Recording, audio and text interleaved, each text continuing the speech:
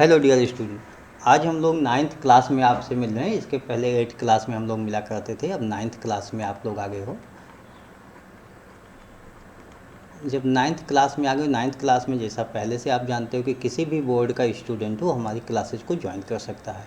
English medium हो, Hindi medium हो, इसलिए दोनों मिक्सअप करके हम पढ़ाते हैं आप लोगों को बताते हैं, बेसिक कॉन्सेप्ट आपका क्लियर करते हैं।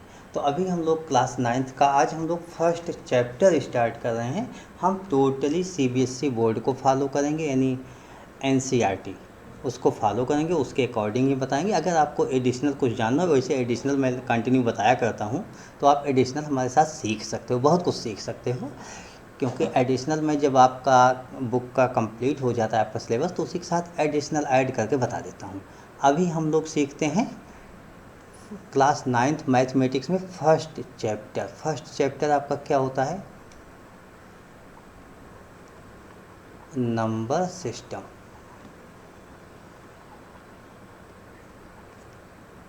हम लोग नंबर सिस्टम से स्टार्ट करेंगे। नंबर सिस्टम जैसा कि आपने नाम ही जाना, और इसमें बहुत पहले से आप लोग जानते हो।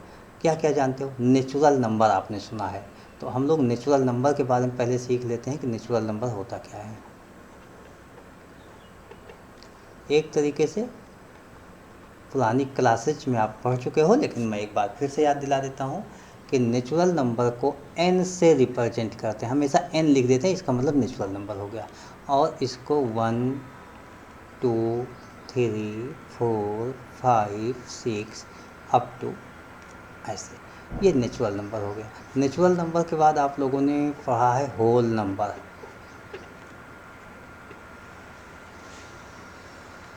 होल नंबर को हम लोग W से रिप्रेजेंट करते हैं। और इसमें नेचुरल नंबर जो होता है टोटल होता है, बट इंक्लूडिंग जीरो से स्टार्ट हो जाता है।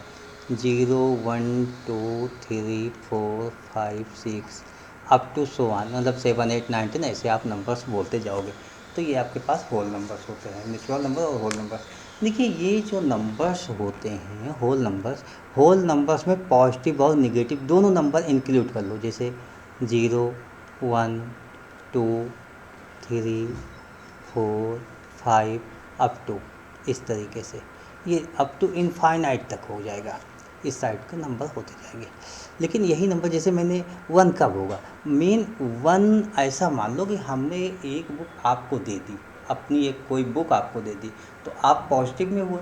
लेकिन अगर मैंने आपसे ले लिया तो आप निगेटिव हुए, यानी माइनस हो गया। या मैंने 1 रुपये आपको दिया तो आप 1 रुपी आपके पास हो गया, आप पॉजिटिव हो गए।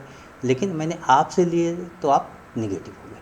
तो इस तरीके से हमारे पास पॉजिटिव और निगेटिव का होता है क्राइटेरिया, कि हम अगर किसी से ले लेते हैं तो हमारे पास इसका मतलब नहीं है तो मैंने लिया है, और दे दिया तो इसका मतलब हम पॉजिटिव हो गए। ठीक है, तो पॉजिटिव और निगेटिव का कॉन्सेप्ट आप अपने हिसाब से समझते रहिएगा। बट इसमें यह है कि 1 अगर पॉजिटिव है तो लेफ़्ट साइड में हम इसको ऐसे -1 -2 -3 -4 इस तरीके से हम नोट कर सकते हैं। इधर माइनस के साइड में नंबर पर, उधर प्लस। तो ये जो टोटल नंबर होते हैं इसी को हम लोग बोलते हैं इंटीजर। इसको क्या बोलते हैं? इंटीजर। इंटीजर को रिप्रेजेंट करने का तरीका होता है जेड और आई। कुछ लोग जेड से लिखते हैं, कहीं कहीं किसी किसी बुक में आई भी मिल जाता है। दोनों में कोई भी मिल जाए आपके लिए कोई प्रॉब्लम नहीं होनी चाहिए। यहाँ पर ये आप समझिएगा कि 1 2 3 4 5 6 ये जो नंबर्स आपके पास 1 से स्टार्ट हो रहे हैं, यहाँ से 1 से स्टार्ट नंबर हो रहा है, इस साइड से नंबर स्टार्ट हो रहा है 1 से। ये नंबर्स टोटल इस साइड आपका जाएगा, तो इसको हम कहेंगे इंटीजर पॉजिटिव, यानी जेड प्लस। आप ऐसे लिखोगे पॉजिटिव इंटीजर, ये पॉजिटिव इंटीजर हो गया। और जो निगेटिव साइन के साथ आता है इधर का, इसको हम लोग लिखते हैं जेड माइनस, या आई माइनस भी लिख सकते हो। तो ये हो गया आपका, यानी निगेटिव इंटीजर।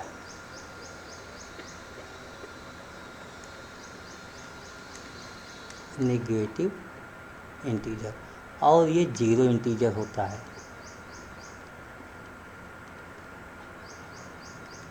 इस तरीके से इसको Z0 भी लिखा जाता है ऐसे। तो ये positive integer, negative integer, zero integer, ये आप लोग समझिएगा। अच्छा, यहाँ पर अगर कोई डाउट्स है तो मैं फिर से रिपीट कर देता हूँ। 1 2 3 4 5 6 ऐसे जो नंबर्स होंगे उन्हीं को हम लोग कहेंगे पॉजिटिव इंटीजर। जो नंबर्स -1 -2 -3 -4 इस तरीके से होगा उसको हम लोग कहेंगे निगेटिव इंटीजर। अगर नंबर जीरो है तो जीरो को हम लोग क्या कहेंगे, नंबर जीरो हो गया, हम लोग कहेंगे जीरो इंटीजर, उसको इस तरीके से रिप्रेजेंट कर सकते हैं। देखिए यहाँ पर जो पॉजिटिव इंटीजर्स आपके पास होते हैं 1 2 3 4, इसी को आप लोग क्या कहते हो, नेचुरल नंबर। ये बात याद रखिएगा आप लोग। मेन पॉजिटिव इंटीजर जो होता है, पॉजिटिव इंटीजर, ये जो पॉजिटिव इंटीजर होता है इसी को आप लोग क्या कहते हो, नेचुरल नंबर। ये हो गया। और देखिए यहाँ पर निगेटिव इंटीजर है, अगर मैं निगेटिव इंटीजर को हटा दूँ, यहाँ से निगेटिव इंटीजर के पूरे कॉन्सेप्ट को हटा दूँ, इसको हटा दूँ, तो आपके पास क्या मिलेगा, निगेटिव को हटा दूँ तो आपके पास जो नंबर्स मिलेगा वो यही तो मिलेगा, 0 1 2 3 4 5 6 अप टू इनफाइनाइट, इस तरह मिले। और इसको 0 1 2 देख लो, यहाँ होल नंबर्स है, ये जो होल नंबर्स है यही तो है, यही होल नंबर्स है, यानी होल नंबर्स मिल गया। तो अब इससे आपने क्या कहा कि नॉन निगेटिव इंटीजर, यानी जो नॉन निगेटिव इंटीजर होता है, निगेटिव जिसमें ना हो, non negative integer, non negative integer जो होता है इसी को हम लोग क्या कहते हैं, इक्वल टू होल नंबर।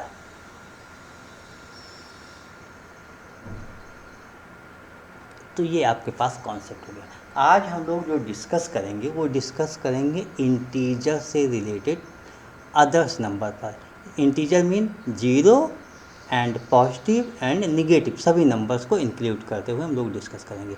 इस डिस्कशन में हमारे पास आता है एक नंबर होता है रेशनल नंबर। ये बहुत इम्पोर्टेंट होता है, रेशनल नंबर। देखिए रेशनल नंबर क्या होता है, सबसे पहले आपको समझिएगा। एनी नंबर, कोई भी नंबर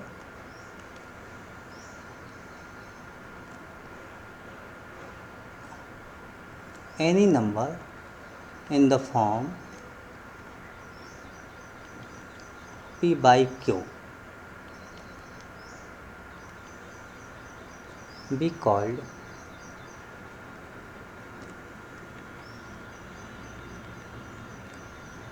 rational number, where मतलब p by q कोई भी नंबर होगा उसको हम लोग रेशनल नंबर बोलेंगे। लेकिन एक कंडीशन है, हो यार क्या है कंडीशन, इस कंडीशन को समझिए। P Q belong to integer, इसका मतलब पी क्यू क्या होना चाहिए, इंटीजर। इसको आप बोलते हो belong, belong to integer. P Q belong to integer मतलब पी क्यू इंटीजर होना चाहिए, एक कंडीशन ये हो गई। And Q equal to not zero, mean Q आपका जीरो नहीं होना चाहिए। तो न्यूमरेटर आपका पी जीरो हो सकता है बट क्यू डिनोमिनेटर जीरो नहीं होगा, इतना याद रखिएगा। एंड एक कंडीशन और है, एंड पी क्यू है no common factor other than one, मतलब वन हो सकता है, वन से ज़्यादा कोई भी कॉमन फैक्टर नहीं हो सकता। जैसे मैं एग्जांपल लेता हूँ, एग्जांपल मीन 3/4। तो आप क्या देखते हो, 3 इंटीजर है, 4 इंटीजर है, जब 4 ज़ीरो नहीं है और इसमें कुछ कॉमन तो है नहीं जिससे दोनों कैंसिल हो जाए, तो ये आप टोटल नंबर्स को क्या कहोगे, इसको आप बोल सकते हो रेशनल नंबर। लेकिन यहाँ पर एक कंडीशन है, रेशनल नंबर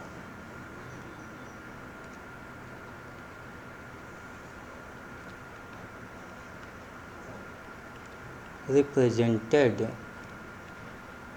बाय क्यू, इसको क्यू से लिखेंगे। तो अब आप नंबर्स को क्या लिखोगे, Q equal to P by Q, यही होगा।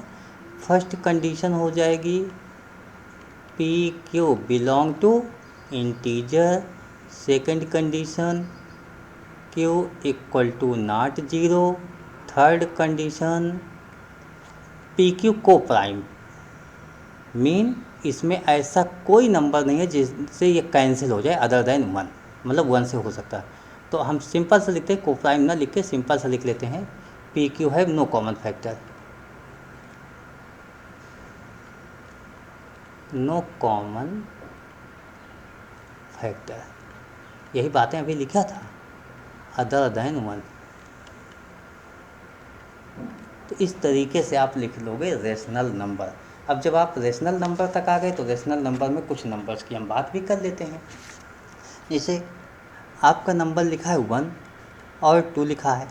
अब लोगों ने कहा है कि भाई आप बताओ रेशनल नंबर इनके बीच में क्या कोई है, तो आप कहोगे यस है, 1 के जस्ट बाद, यानी इसके बाद 1 के बाद कोई भी नंबर यहाँ पर हो जाए, ये जितने भी नंबर होंगे ये सभी रेशनल नंबर। अब कोई कहता क्या 0 और 1 के बीच में होगा, यस बिल्कुल होगा, यहाँ पर बहुत से नंबर पॉइंट में होंगे, यहाँ पर बहुत से पॉइंट में। अरे आप ऐसे समझ लो ना, जैसे आप कहते हो 1 रुपीज़, 2 रुपीज़, ये तो रुपीज़ के बाद जितने पैसे लगते हैं ये सब, वो सब रेशनल नंबर में हो जाता है। 1 भी ऑलरेडी, ये भी आपका रेशनल नंबर हो जाएगा। अब 1 कैसे होगा आप पूछोगे, तो मैं कहूँगा 1/1 लिख सकते हो ना। जैसे 2, यस 2/1 लिख सकते हो। 0, यस 0 भी होगा, क्योंकि 0/1 लिख सकते हो। देखो कंडीशन यहाँ क्या है 0 में, भाई 0 को हम 0/1 लिख सकते हैं। 0 को मैंने क्या लिखा, 0/1, ये बहुत इंपॉर्टेंट क्वेश्चन होता है। तो 0 आपके लिए क्या रेशनल नंबर होता है, यस होता है, क्योंकि 0 को 0/1 लिखा जा सकता है। 0 बिलोंग करता है इंटीजर से, 1 बिलोंग करता है इंटीजर से, डिनोमिनेटर 1 इक्वल टू नॉट 0, ये 0 नहीं होना चाहिए, नहीं 0 है, और उसके बाद दोनों में कुछ कॉमन 1 के अलावा नहीं है, तो इसका मतलब 0 हमारा रेशनल नंबर है। तो ऐसे आप लिख सकते हो। इसी में कुछ बातें और, जैसे कुछ नंबर्स, कितने नंबर्स हम इंसर्ट कर सकते हैं। जैसे मैंने ये कहा 1 और 2, इनके बीच कितने नंबर इंसर्ट कर सकते हो, या 0 1 के बीच, 3 4 के बीच, ऐसा कोई भी नंबर्स हो जाए मतलब इंटीजर्स, तो उनके बीच में हम कितने नंबर इंसर्ट कर सकते हैं। तो आप कहोगे इनफाइनाइट नंबर इंसर्ट कर सकते हैं। जैसे देखिए यहाँ पे 1 2 3 4 5 6 7 8 9 10 11 12, 12 पार्ट हो गया। अब यहाँ पर जो ये फर्स्ट पार्ट होगा, ये 12 में से कौन सा पार्ट हुआ, 1, 1/12 लिखेंगे इसे, ये 1/12 हो गया। लेकिन 1 के बाद हुआ है, इसको 1/12 कहा जाएगा, बट अभी हम यहाँ पे 1/12 लिख देते हैं, यानी इस पार्ट के लिए 1/12 हो गया। ये वाला पार्ट आप कहोगे 2/12 हुआ, दिस पार्ट 3/12 हुआ, दिस 4/12 हुआ, इस तरीके से। तो ये 1 के आगे प्रोसीड हो रहा है, इसको 1/12, 1 + 2/12 या 1 2/12 ऐसा हम लिख सकते हैं। तो ये 1 के बाद हो रहा है, लेकिन आप ऐसा लिख सकते हो। तो ऐसे बहुत से नंबर, अब हमने 12 भी कहा है, आप इसको और थोड़ा इंक्रीज कर लो। 12 के बाद जैसे मैंने कहा ये नंबर और बढ़ा दिया एक एक, इसमें देखिए सब में एक एक बढ़ा दिया तो 24 हो जाएगा। तो इससे इसमें नंबर और बढ़ गए। अभी आप इसके अंदर और ऐसे नंबर बढ़ाते जाओ तो और बढ़ जाएंगे। इसका मतलब हुआ 2 नंबर, 2 कैसे नंबर हैं, ये रेशनल नंबर हैं। 2 रेशनल नंबर गिवन हो तो infinite number can be inserted between two rational number. Infinite number can be inserted between 2 rational number, यानी 2 रेशनल नंबर दिए गए तो हम इनफाइनाइट नंबर को इंसर्ट कर सकते हैं। अब जैसे insert find a rational number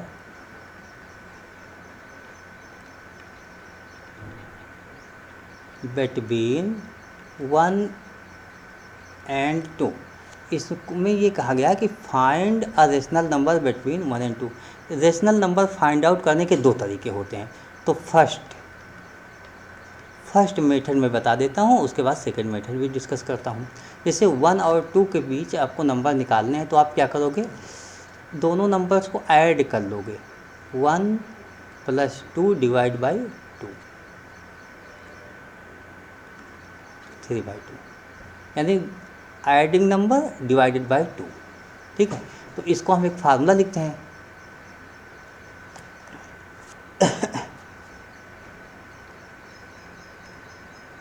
find a rational number between R and S। देखिए R S दो नंबर हैं, इनके बीच के अन्य एक रेशनल नंबर निकालना है। तो आप लिखोगे R + S/2। तो ये R से ग्रेटर हो जाएगा और लेस देन होगा S। R S के बीच में नंबर हो जाएगा। तो एक और तरीका होता है। अब इसमें दूसरा तरीका हम लोग रीड कर लेते हैं। जैसे इसके बीच में बहुत से नंबर इंक्लूड करने होंगे, इंसर्ट करने होंगे। जैसे मैंने एक क्वेश्चन लिख दिया, इंसर्ट 6 नंबर बिटवीन 1 एंड 2। अब 1 एंड 2 है, इसमें कह दिया गया है कि आप 6 नंबर इंसर्ट करो। देखिए, अब 6 नंबर इंसर्ट करना, तो इसको कैसे हम लोग सॉल्व करेंगे, ये आपको सीखना ज़रूरी है। तो ये जो 6 गिवन है, 6 इंसर्ट 6 नंबर, तो 6 + 1 कर लेना। हमेशा 1 नंबर ऐड कर लेना, जो भी होगा, जो भी हो उसमें 1 नंबर ऐड कर लो, जितने नंबर आपको इंसर्ट करने हो। तो 6 इंसर्ट करना था, 6 + 1 7। अब आप यहाँ 1 लिख लीजिएगा, यहाँ पर 2 लिखिएगा, ऐसे। इसको 7 से मल्टीपल और डिवाइड कर दो।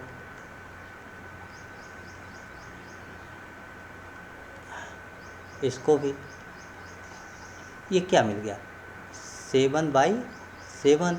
एंड ये क्या मिला, 14/7। अब 7 के बाद आप सब में इसे 8/7, 9/7, 10/7, 11/7, 12/7, 13/7, ये आपके नंबर इंसर्ट हो गए। देखिए क्या 6 नंबर ये इंसर्ट हैं, 6 नंबर 1 2 3 4 5 6 नंबर इंसर्ट हो गया। अच्छा, इनफाइनाइट नंबर हम इंसर्ट कर सकते हैं, तो हो सकता है किसी का आंसर थोड़ा डिफरेंस, सॉरी ये 7 नहीं लिखा हुआ, इसको 7 लिख लेते हैं, ये 7 है। तो ऐसे आप इनफाइनाइट नंबर इंसर्ट हो सकता है किसी का आंसर आपसे डिफ़र करे। तो एक पार्टिकुलर मेथड अगर ये यूज करते हो तो सबका नंबर सेम आएगा, लेकिन अगर सब डिवाइड कर करके निकालेंगे तो जाहिर सी बात सबका आंसर अलग अलग हो सकता है, तो उससे कोई फ़र्क नहीं होता है, इसलिए कि इनफाइनाइट नंबर इंसर्ट कर सकते हो।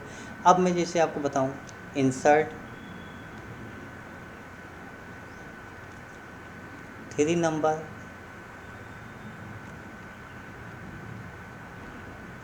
Between 4 and 5।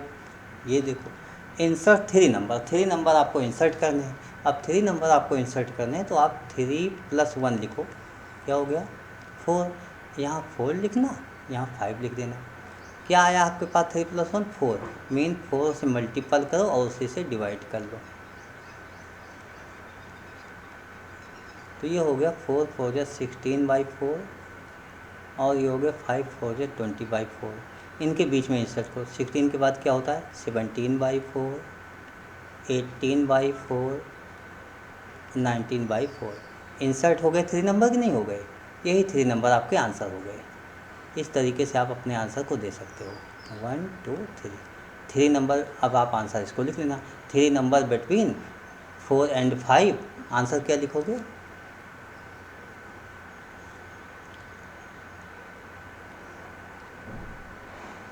अच्छा 3 रेशनल नंबर लिख सकते हो।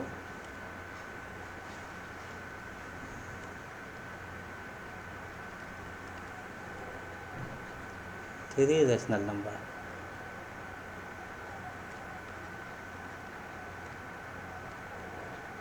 Between 4 and 5।